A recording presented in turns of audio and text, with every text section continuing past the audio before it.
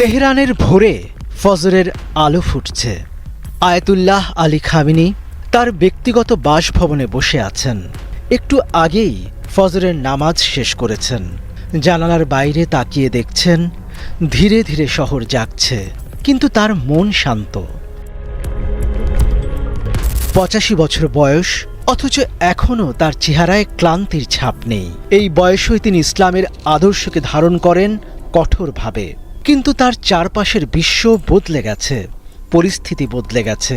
তেহরানের সামরিক জেনারেলরা, মন্ত্রীরা, এমনকি তার সবচেয়ে কাছের উপদেষ্টারাও তার কক্ষে আসতে চাইছে। একটা বিষয় পরিষ্কার, সবার দৃষ্টি তার একটিমাত্র সিদ্ধান্তের দিকে, পারমাণবিক অস্ত্র। আপনার ফতোয়া প্রত্যাহার করুন আয়াতুল্লাহ, ভেতরে প্রবেশ করেই বলে ওঠেন আইআরজিসির একজন শীর্ষ কর্মকর্তা। আমরা তৈরি, কেবল আপনার অনুমতি দরকার। খামেনি স্থির দৃষ্টিতে তার দিকে তাকান। কোনো আবেগ নেই, কোনো রাগ নেই, শুধু গম্ভীর এক প্রশান্তি। তিনি আস্তে আস্তে বললেন, সৃষ্টি আর ধ্বংস দুটোই আল্লাহর হাতে। পারমাণবিক অস্ত্র বানানোর অনুমতি আমি দেব না। রাশিয়া বরাবরই ইরানের ঘনিষ্ঠ মিত্র। রাশিয়ার কিছু মিডিয়া সম্প্রতি এমন প্রতিবেদন প্রকাশ করেছে যেখানে বলা হয়েছে খামেনি যদি তার ফতোয়া বদলান তাহলে ইরান দ্রুতই পারমাণবিক অস্ত্র তৈরি করবে। তবে পশ্চিমা বিশ্ব এটাকে নতুন সংকেত হিসেবে দেখছে। ওয়াশিংটন, তেল আবিব গভীর নজর রাখছে ইরানের উপর। ইউরোপের একাধিক কূটনীতিক মনে করেন ইরান পারমাণবিক শক্তিধর হলে মধ্যপ্রাচ্যের সামরিক ভারসাম্য চিরতরে বদলে যাবে। এই আশঙ্কার কারণেই যুক্তরাষ্ট্র ও তার মিত্ররা ইরানের পরমাণু কর্মসূচিকে যে কোনো উপায়ে থামিয়ে দিতে চায়।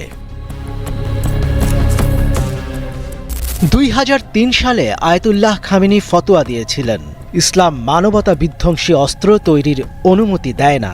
ইরান সেই সময় থেকে এই নীতিতেই চলছে। অথচ বাস্তবতা হল দেশটির বিজ্ঞানীরা বহু আগেই পারমাণবিক বোমা তৈরির সক্ষমতা অর্জন করেছে। আইআরজিসির উচ্চপদস্থ এক কর্মকর্তা নাম প্রকাশ না করার শর্তে বলেছেন, আমরা যদি পারমাণবিক অস্ত্র তৈরি না করি তাহলে আমাদের শত্রুরা এটি দুর্বলতা হিসেবে দেখবে। যুক্তরাষ্ট্র ও ইসরায়েল প্রতিনিয়ত হুমকি দিচ্ছে, তাহলে কেন আমরা পিছিয়ে থাকব?